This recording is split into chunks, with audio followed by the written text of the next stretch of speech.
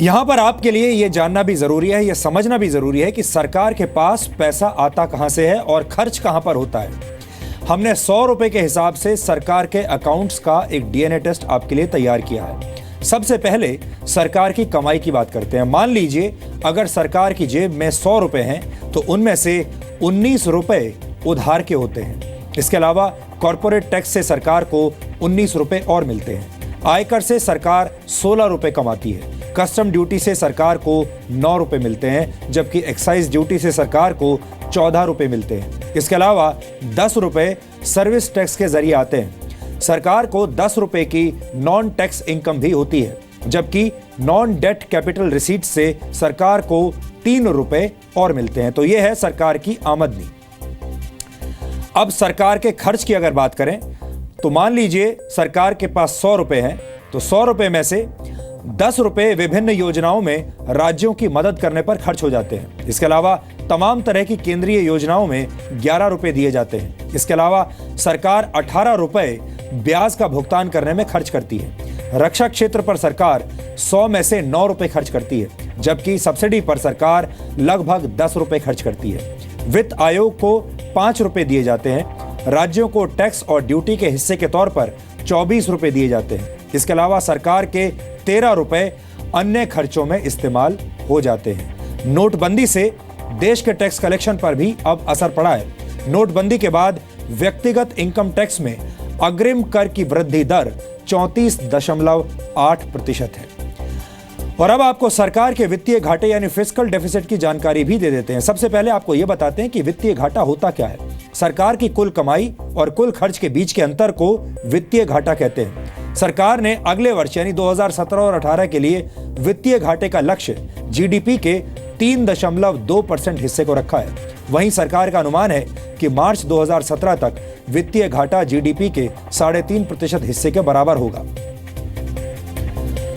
अब हम rail budget को श्रद्धांजलि देने वाला एक छोटा सा डीएनए टेस्ट करेंगे। वो रेल बजट जिसका इंतजार हर साल देश की जनता करती थी, अब हमारे बीच नहीं रहा, क्योंकि आज केंद्रीय वित्त मंत्री अरुण जेटली ने आम बजट के साथ ही रेल बजट भी पेश किया। यानी रेल बजट हर बार की तरह अलग से पेश नहीं किया गया। और इसी के साथ 93 साल पुरानी उस परंपरा का अंत हो गया जिसकी शुरुआत ब्रिटिश राज में हुई थी। रेल बजट आजाद भारत में अंग्रेजों द्वारा छोड़ी गई वो रस्म थी जिसे हम अभी तक निभाते चले आ रहे थे। वर्ष 1924 से पहले तक ब्रिटिश भारत में रेल बजट आम बजट का ही हिस्सा होता था। 1921 में रेलवे पर बनी एक ब्रिटिश कमेटी ने रेल बजट को आम बजट से अलग करने की सिफारिश की थी और इसके बाद 1924 से ब्रिटिश भारत में रेल बजट अलग से पेश किया जाने लगा।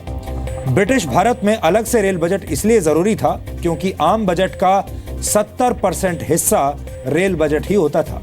लेकिन अब जमाना बदल चुका है। आज की स्थिति यह है कि रेल बजट देश के आम बजट का सिर्फ 5.35% है।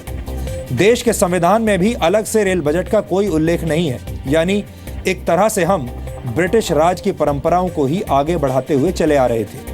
यहां हम आपको बता दें कि अमेरिका, ब्रिटेन, चीन, फ्रांस और रशिया में भी अलग से रेल बजट पेश करने की परंपरा नहीं है। आप ये भी कह सकते हैं कि रेल बजट का अंत एक शुभ शुरुआत है। इस बार बजट में रेल यात्रियों को किराए में छूट जैसा कोई ऐलान नहीं किया गया, लेकिन राहत की बात यह है कि ना तो किरायों में किसी तरह की कोई बढ़ोतरी की गई है और ना ही नई ट्रेनों की घोषणा की गई है। हाल फिलहाल में कई ऐसे दुखद रेल हादसे हुए हैं जिनमें सैकड़ों लोगों को अपनी जान गंवानी पड़ी है और इसी को ध्यान में रखते हुए सरकार ने 2017 और 18 के बजट में रेलवे के लिए 1 लाख करोड़ रुपए के विशेष सुरक्षा कोच की स्थापना का प्रस्ताव रखा है। बजट में सभी रेल कोचेज में बायो टॉयलेट इंस्टॉल करने का प्रस्ताव रखा गया है। साथ ही यात्रियों के लिए क्लीन माई कोच ऐप की भी घोषणा की गई है। रेल कोच से संबंधित शिकायतों को दूर करने के लिए सरकार ने कोच मित्र नाम की सुविधा का भी प्रस्ताव दिया है। और बड़ी बात यह है कि वित्त मंत्री ने IRCTC से बुक होने वाली ई टिकट्स पर सर्विस चार्ज यानी सेवा शुल्क समाप्त करने की घोषणा की है। कुल मिलाकर आप कह सकते हैं कि 93 वर्षों तक अंग्रेजों के जमाने वाली पटरी पर दौड़ने के बाद भारतीय रेल समझदारी वाले स्टेशन पर आकर रुकी है। रेल बजट के जाने के बाद देश के लिए इस परंपरा को भुलाना आसान नहीं होगा, क्योंकि जिस तरह कुछ याद करने में वक्त लगता है उसी तरह कुछ भूलने में भी वक्त लगता है, समय लगता है।